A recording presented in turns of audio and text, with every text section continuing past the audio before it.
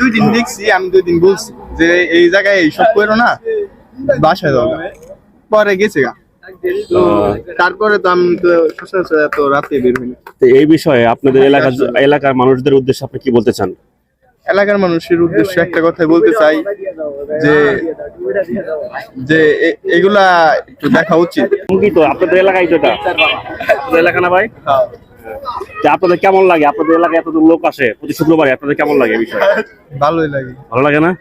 এইখানে কিছু অভিযোগ আছে, আপনাদের এলাকার মুরব্বীদের কিছু অভিযোগ আছে।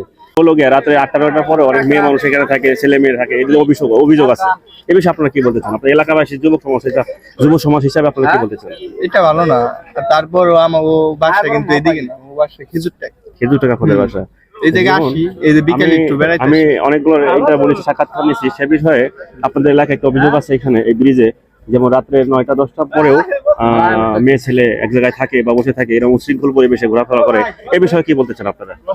এই বিষয় ভালো না, কিন্তু এই বিষয়গুলো হয় মাঝে মাঝে হয়, আমরা আপনারাও দেখেন এই বিষয়গুলো? শুনি, দেখি নাই। মানে আমরা রাত করে বেরোই না, তো আইজান দিব যাবো যাবেন না। সবাই যদি আজান দেয় চলে যান, মুরব্বীরাও আজান দেয় চলে যায়, এগুলা রোধ করবে কে? আপনার যুব সমাজ।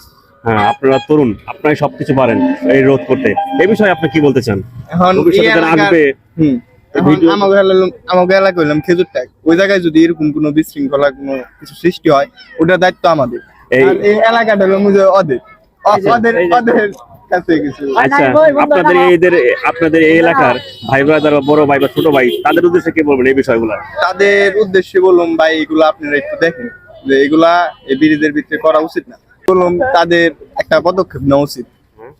যেন আমরা যারা যুবকরা আছি, তারা হয়তো সকাল বিকেল বেলা বা 8টার পর একটু বললাম যে উশৃঙ্খল পরিবেশে চলছে, তাকে কি বললাম যে ভাই বা বোন আপনার বাসায় চলে যান। এই পরিবেশটা এখানে গ্রাম একটা শহর না, এতটা শহর হয় গড়ে ওঠে না এখানে। আমি 2 দিন দেখছি, আমি 2 দিন বলছি যে এই জায়গায় এইসব করো না, বাসায় যাও। পরে গেছে গা। তো তারপরে তো আমি তো সচরাচর এত রাতে বের হই না। তো এই বিষয়ে আপনাদের এলাকার মানুষদের উদ্দেশ্যে আপনি কি বলতে চান? এলাকার মানুষের উদ্দেশ্যে একটা কথাই বলতে চাই যে যে এগুলা একটু দেখা উচিত যে সবাই এক হয়ে এগুলারে কিছু একটা করা দরকার, তাদের একটা পদক্ষেপ নেওয়া দরকার। এখন আপনাদের ছোট ভাই আছে, বড় ভাই আছে, বন্ধু বান্ধব এখানে সবাই আছে, তাদের উদ্দেশ্যে কিছু বলেন আপনি। এখন এই ভাইয়ের উদ্দেশ্যে আমি একটা কথা বলতে চাই, আপনারা এইগুলা দেখেন। সুন্দর কথা।